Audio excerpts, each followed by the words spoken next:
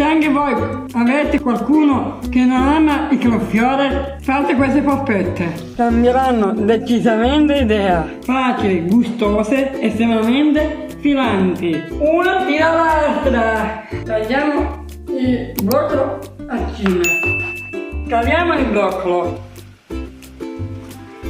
Mettiamo un po' di sale. Mentre il cavolfiore si cucina, prepariamo la pastella. Ti servirà 100 di farina di Maiorca e 100 di tumina. Aggiungiamo pure l'acqua frizzante. Mi raccomando, deve essere fredda l'acqua.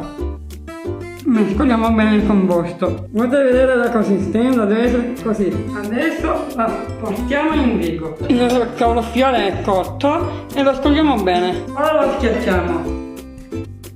Aggiungiamo l'uovo, il sale, il pepe, il formaggio, il prezzemolo e il pane grattato. E per ultimo la nostra carciotta fresca, tagliata a cubetti. Mescoliamo il tutto, diamo la forma alle nostre polpette.